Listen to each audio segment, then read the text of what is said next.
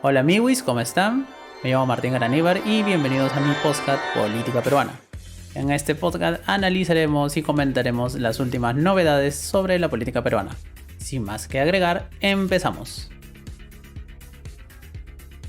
En el episodio de hoy obviamente hablaremos sobre las marchas del último fin de semana que lamentablemente cobraron una víctima fatal en Lima, que falleció producto de un gas lacrimógeno que lanzó la policía porque a inicios de la semana trataron de decir que fue una piedra, que en realidad no mataron a los manifestantes, pero al final salió la evidencia más que contundente y pues ahora nadie duda que quien mató a ese pobre manifestante fue la Policía Nacional. Y lo otro es, ¿qué carajos vamos a hacer ahora? ¿Por qué? Porque estaba esperando bastante para sacar este podcast, porque en realidad iba a sacar el martes, pero como hubo debate en el Congreso y debatieron muchos proyectos de ley para posiblemente adelantar las elecciones, algunos decían 2024, otros 2023, que se queden más o menos periodo, que sean complementarias, que no sean complementarias, al final de toda la vaina, porque se han matado toda la semana debatiendo para al final llegar a nada. Obviamente no han llegado a ningún acuerdo, no tenemos convocatoria de elecciones ni para este año ni para el próximo, tampoco hay convocatoria a asamblea constituyente, entonces en teoría hasta el momento los congresistas y el ejecutivo se van a quedar hasta el 28 de julio del 2026 porque no hay nada decidido. En teoría tienen hasta el 14-15 de febrero que termina esta legislatura para aprobar algo con 87 votos. Y ese es el gran detalle, el meollo de todo el asunto. No tienen 87 votos, ningún proyecto ha llegado a los 87 votos, ni siquiera de cerca los 87 votos. El máximo han llegado a 60 y algo de votos, ni siquiera 66 votos como para mandarlo a referéndum. Nada que ver, ni un proyecto cuenta con el consenso suficiente y parece que estos congresistas no se van a poner de acuerdo y pues la cosa, por eso decía, es ¿qué michi va a pasar ahora, no? A veces yo creo que los congresistas están esperando a que incendien el Congreso literalmente los manifestantes, porque tanto de un sector como de otro todo el mundo quiere que se larguen y ellos no entienden, justamente los congresistas no entienden eso, ¿no? Que la gente quiere que se larguen y se larguen lo antes posible. Entonces vamos a ver qué pasa y pues sin más que agregar, empezamos.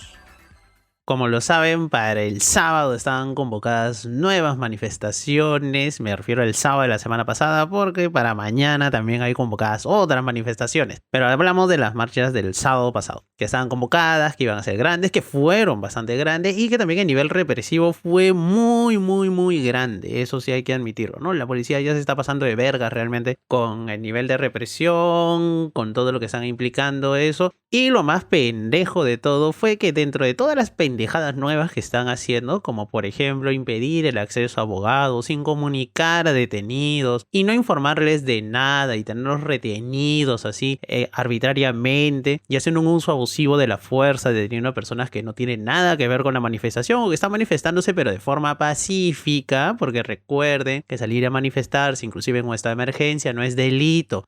Si tú sales a manifestarte y estás incendiando, destruyendo algo, ahí sí te pueden agarrar a palos, pero si no estás haciendo eso, no te pueden agarrar a palos. Bueno, el colmo de los colmos es que cuando estaban trasladando heridos, porque al final hubieron 3 heridos de gravedad y uno de ellos, Víctor Santisteban, fue el que falleció por desgracia, la tombería no tuvo mejor idea que cercar los hospitales cercanos y obstaculizar o impedir el ingreso de los socorristas y de las brigadas médicas que van ahí a socorrer justamente a los heridos. O sea, ¿qué mente brillante está detrás de la PNP? Porque no hablemos del famoso meme de la semana, que es el análisis de la semiótica de la Policía Nacional del Perú, que ya da risa en vez de pena. Pero bueno, volviendo al tema de la marcha, obviamente, esa represión brutalísima fue lo que originó que al final Víctor Santisteban falleciera el día sábado. Y esto es algo muy lamentable, es el primer muerto en Lima y está generando muchas repercusiones. Y eso también obviamente encabrona mucho a la gente que viene de provincias, porque un muerto en Lima, se vuelve a demostrar, vale más que un muerto en provincias. El punto fue de que la manifestación obviamente y el nivel represivo ya ha hecho de que muchas instituciones, organismos, think tanks y revistas especializadas ya estén empezando a cuestionar la calidad democrática que tenemos actualmente en el Perú, ¿no? Por ejemplo, la unidad de inteligencia de The Economist, que es una revista internacional muy importante, ya degradó la democracia peruana, que era como una democracia débil o en crisis. Ya somos ahora un régimen híbrido, ¿no? Estamos un pasito a volvernos una dictadura a la old school. Y obviamente esto tiene muchos factores, ¿no? Esto ya lo último es lo desencadenante. Pero esto también viene mucho con lo que hablaba en el otro podcast, ¿no? El análisis del discurso de las derechas y ya todas estas cosas. Es como que allí sí ya estamos como que ya cosechando lo que hemos venido sembrando hace muchísimo tiempo. Esto ya es una crisis que tiene muchos años. Digamos, este es un capítulo más dentro de un largo periodo de crisis, lo que estamos viviendo actualmente. Pero bueno, literalmente estamos cosechando todos los discursos de mierda que hemos estado sembrando y alimentando durante mucho tiempo, ¿no? De forma irresponsable por mucha gente y muchos medios de comunicación tienen la culpa en esto, pero en fin. Estamos cosechando lo que hemos sembrado. Tenemos un régimen híbrido, por eso yo siempre hablo del régimen, que es un régimen autoritario a toda regla. Utiliza la represión y la fuerza y el aparato represivo del Estado, Fuerzas Armadas y Policía Nacional para mantenerse en el poder, porque si hubiera una elección o de verdad fueran democráticos, pues este régimen no duraría ni una semana. Es más, no duraría ni un día. Lo que ahora está pasando es cuál es la solución a la crisis, ¿no? El gran consenso y las grandes encuestas y casi todos los políticos saben de que una solución ideal a la crisis, y esto se ve tanto dentro como fuera del país, es el adelanto electoral. Ahora ya, la pregunta es, si todo el mundo sabe cuál es la crisis, ¿por qué no se ponen de acuerdo y convocan de una puta vez a un adelanto electoral? Bueno, acá tenemos muchos factores, obviamente, ¿no? Está un grupo de los que se quieren ir ya, ¿no? Que quieren que las elecciones sean en 4 o 5 meses y que se juramenten en octubre de este año y pues ya se larguen de una vez, ¿no? Ese es el grupo 1, por así decirlo. El grupo 2 es, digamos, el que no ve la crisis en su real magnitud, ¿no? Dice, miren, para evitar, y aparte tienen razón en algo, ¿no? Cuando dicen, miren, si salimos con las mismas reglas, pues vamos a elegir las mismas cagadas, ¿no? En eso sí estamos de acuerdo. Y después dicen, bueno, entonces hay que hacer reformas y estas reformas van a tomarse un tiempo, entonces las elecciones tienen que ser en abril del 24. Sí o sí tienen que ser en el año 2024. Este año ni cagando.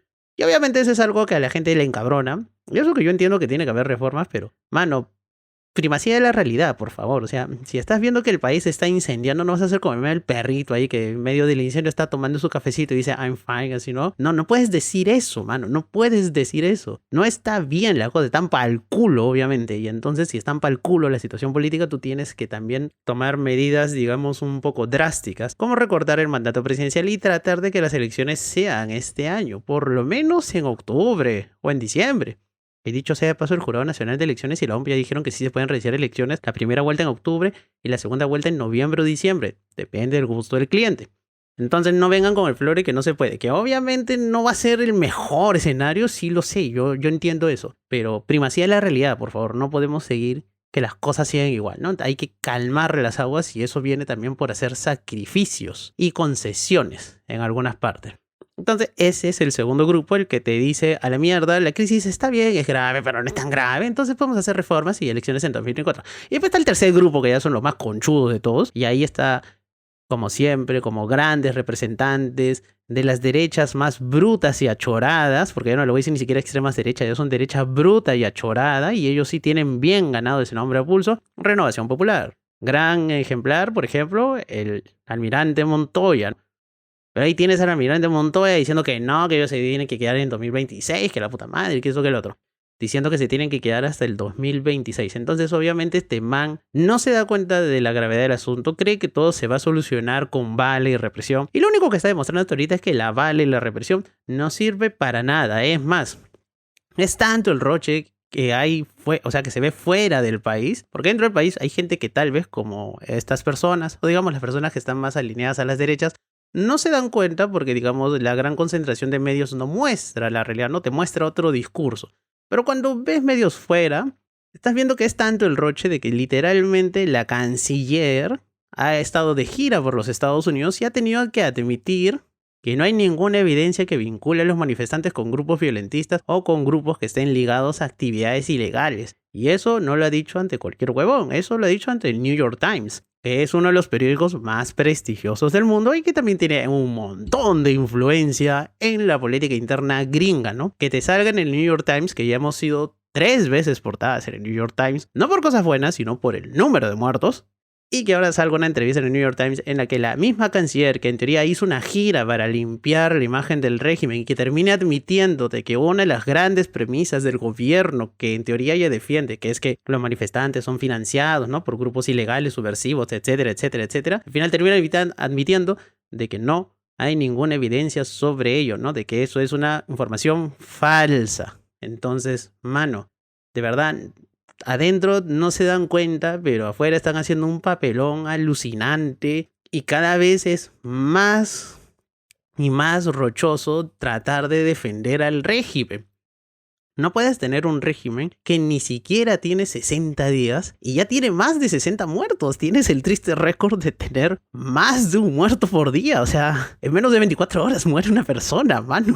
¡Qué mierda! O sea, entiende eso, ¿no? Es tonto. Eso si pasara en cualquier país del mundo ya obviamente le hubieran bajado el dedo, ¿no? Pero Perú, mal que bien, hasta hace poco se veía más o menos como una democracia disfuncional, pero democracia al fin, ¿no? Ahora ya es un régimen híbrido. Ya somos una mierda, camino a una dictadura, ¿no? Entonces, el Congreso obviamente no sabe qué hacer, el Congreso no tiene ni la más mínima idea y lo peor de todo es que ningún grupo da su brazo a torcer y ni siquiera son capaces de llegar a 66 votos, porque en teoría si llegaran a 66, si aprobaran esa reforma constitucional con 66 votos, podrían aprobar esa reforma constitucional vía un referéndum, que sí se tendría que celebrar al toque nomás. Pero como ni siquiera pueden hacer eso, y mucho menos llegar a los 87 para que en la siguiente legislatura ordinaria aprueben eso y se convoca elecciones de una buena vez, pues obviamente no hay ninguna solución, como decía al inicio, formalmente no hay ningún adelanto electoral aprobado hasta el día de hoy, y obviamente eso va a encender la pradera tanto de un lado como del otro, porque hay un gran consenso ciudadano, y eso lo demuestran todas las encuestas, la de Ipsos, la del Instituto de Estudios Peruanos, la de CPI, de que la solución es que se vayan todos a adelanto electoral, la gran solución. La gran mayoría inclusive quiere que las elecciones sean este año sin reformas, o con muy pocas reformas. Y la gran mayoría también dice de que la solución es que se larguen tanto el Ejecutivo como el Legislativo. Entonces, el chongo puede estar ya en detalles técnicos, ¿no? Si los que entrarían serían un periodo complementario, serían un nuevo periodo de 5 años, eso sí se puede revisar, ¿no? Es más, yo creo que hasta uno podría ceder y decir, ya que chucha, que sean complementarios, ¿no? Por último, ya. Que se quede nomás hasta el 2026, ¿no? Total. Castillo no llegó ni a la mitad de su mandato, entonces como que con medio mandato podrían hacer algo, ¿no? Normal.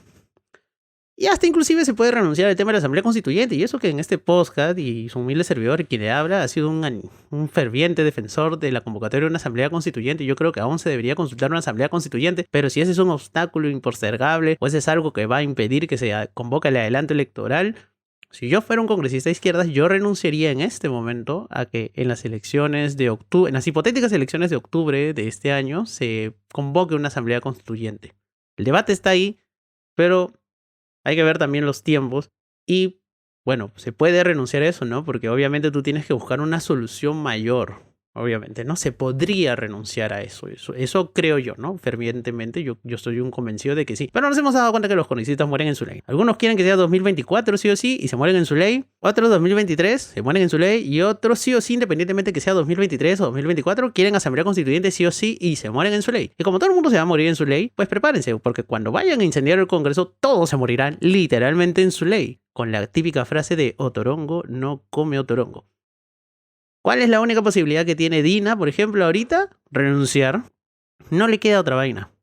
Renunciar. Ya presentó su proyecto de ley. Sus proyectos de ley también se los van a tomar por culo. Les apuesto. Lo van a mandar a la mierda. Y entonces si se rechazara ese proyecto de ley, porque inclusive para que aprueben, o sea, para que se admita el trámite de esos proyectos de ley, para que puedan entrar a debate, debería aprobarlo el 66 congresistas, no el 66%, sino la mitad más uno el número legal de congresistas, porque como ya se debatió eso en el Congreso y ya fue rechazado por el Pleno, no se puede plantear otro proyecto de ley que verse sobre la misma materia, salvo que la mitad más uno del número legal de congresistas, 66, lo aprueben. Que 66 votos para volver a debatir podrían tenerlo, sí, lo pueden tener. De hecho, para las reconsideraciones, de la primera reconsideración, porque las elecciones originalmente iban a ser 2024, y cuando plantearon la reconsideración para que las elecciones sean del 2023, el proyecto original de la Comisión de Constitución que presentó Nano Guerra García, pues sí sacaron un montón de votos, 70 y tantos, casi 80, si no me acuerdo. Si mal no me equivoco, ¿no? Entonces, que tiene más de 66 pueden tenerlo. Pero que se pongan de acuerdo en esa cosa, pues no. Aparte, el proyecto de Dina Boluarte es un proyecto con trampa. Por ejemplo, para los que defendemos la Asamblea Constituyente. Porque ella está diciendo, o sea, el primer proyecto es que sí, hay adelante electoral, que las elecciones sean 2023. Y ella propone que el periodo sea de 5 años, ¿no? Ya eso se puede debatir, se puede modificar, ¿no? Complementario, da igual, whatever. Pero el segundo punto, que es lo de la digamos, reforma de la Constitución. Ana, entiende algo, la gente que te pide Asamblea Constituyente no es que querramos reformar la Constitución. No queremos una reforma total de la Constitución. Queremos una nueva Constitución, que es algo totalmente diferente. Doctrinariamente hablando, constitucionalmente hablando, dogmáticamente hablando, son cosas diferentes, son productos diferentes. Porque si tú reformas la Constitución, obviamente puedes cambiar un montón de artículos de la Constitución, pero no tocas algo que se llama como que el núcleo duro, el núcleo esencial de la Constitución. Pocas palabras, si tú haces una reforma total de la Constitución del 93, tu producto final es una Constitución de 1993 totalmente reformada. Y eso no es lo que busca la gente que, como yo, pide una asamblea constituyente. Lo que buscamos la gente como yo, que pide una asamblea constituyente, es que se convoque a un congreso constituyente, una asamblea constituyente, una convención constituyente, una convención constitucional, como quieras llamar, el nombre es irrelevante en realidad. Pero que se convoque un órgano colegiado por aproximadamente, para mí sería entre 130 y 150 constituyentes, que tengan como único fin elaborar una nueva constitución, que sería la constitución del 2025 o cuando se quede instalada y aprobada, ¿no? Del año 2020 y algo. Porque obviamente nosotros creemos que la constitución actual ya está caduca, ya cumplió su ciclo, ya no representa las esperanzas de la mayoría de peruanos que creyeron y de buena fe durante mucho tiempo en la promesa de desarrollo que les daba esa constitución, ¿no? La promesa del desarrollo peruano, como una vez lo dije en un podcast, el Peruvian Dream, ¿no? El sueño peruano de progreso y desarrollo, que se cumplió durante mucho tiempo, hay que ser franco. Por eso mucha gente antes no te pedía asamblea constituyente, ni cambio de constitución, ni esas huevadas, pues. Porque obviamente pensaban y veían y vivían de que obviamente el sistema y el modelo de desarrollo que defiende esa constitución les funcionaba, obviamente, ¿no? Como dije en otro podcast, la pandemia mandó a la mierda todo eso y por eso desde las épocas de las marchas contra Merino es que está en el aire este tema de la asamblea constituyente y bla, bla, bla. Y desde los primeros podcasts que estoy haciendo, yo siempre digo que estamos en un momento constituyente, bla, bla, bla, bla, bla, bla. Entonces, si tienes más de 2 años con la misma vaina y que está dando vueltas y vueltas y vueltas, porque obviamente la gente ya no cree en el modelo de desarrollo que le vendió esa constitución. Recuerda que la constitución, más que una serie de, más que un compendio de artículos y de estructura normativa de un estado, porque hay que ser francos, la mayoría de gente no sabe qué es la constitución, no ha leído la constitución, obviamente no tiene ni la más puta idea de qué artículos cambiarlo, pero la constitución en esencia, y eso es algo que todo el mundo sabe, aparte de ser la ley de leyes, que es un nombre para mí guachafo, es un pacto social que regula la convivencia entre todos los ciudadanos que conforman la república, ¿no? Todos los ciudadanos están de acuerdo con un pacto social y la constitución es, la plasmación de ese pacto social, ¿no? Es algo que ya es doctrina básica de básicas. Entonces eso es lo que es una constitución. Mientras la gente vea que un estado, el pacto social, que que tienen oportunidades de desarrollo y de salir adelante, pues van a creer en la constitución, aunque no la conozcan. No es que la gente antes conocía la constitución y ahora no. No la han conocido nunca, posiblemente nunca la conozcan, o conozcan lo más básico y esencial, pero no tienes que ser un experto en derecho constitucional para saber o entender de que hay algo que está mal y que quieres cambiarlo, obviamente, ¿no? Por eso decía, ¿que estamos en un momento constituyente? Yo creo que sí, desde hace tiempo estamos en un momento constituyente. ¿Pero qué es el momento ahorita para plantear una asamblea constituyente? Podría ser, pero si ese es un obstáculo para el andamiento electoral, pues creo que por, responsabilidad o visión patriótica o de desarrollo, ¿no? O cívica o como quieras llamarla, pues deberías de renunciar a eso, ¿no? El Congreso tiene la última palabra actualmente. El Congreso obviamente no se está poniendo de acuerdo. Ya va una semana entera que van debatiendo este tema y no se ponen de acuerdo hasta el día de hoy. Y posiblemente no se pongan de acuerdo. Y la única opción que habría sería que Dina renuncie. Y debería de renunciar. Veremos qué hace. Yo no creo que renuncie. No creo que ella tenga la altura o esta visión de Estado, ¿no? De jefe de Estado. No creo que renuncie literalmente. Y si renuncia, pues me retractaré porque diré, me cagó, renunció. Pero hasta el momento parece que no va a renunciar, entonces Si no renuncia Dina, pues la cosa pinta muy mal. Las protestas van a seguir porque obviamente el Congreso da la imagen de que le importa una mierda todo lo que pasa en el Perú y lo único que priman son sus apetitos políticos personales o intereses partidarios, etcétera, etcétera. Y pues obviamente las marchas van a continuar, por desgracia las muertes van a continuar, la represión va a continuar y la imagen del Perú obviamente se va a seguir yendo a la mierda a nivel internacional porque recuerde, ahora somos un régimen híbrido, estamos a un paso de volvernos una dictadura. Y bueno, amiguis, eso fue todo por ahora. Obviamente no le tengo ni una fe al Congreso, no le doy ni 10 céntimos al Congreso, pero ojalá me equivoque y espero que lleguen a un acuerdo y por fin después podemos estar comentando sobre un adelanto electoral, ¿no? Que a los congresistas les cayó la iluminación divina, tuvieron una reminiscencia y aprobaron un adelanto electoral. Pero mientras tanto solamente queda renegar y tener un poco de buen humor. Nada, pues espero que les guste el podcast, amiguis, y nada, nos vemos en la próxima. Bye bye.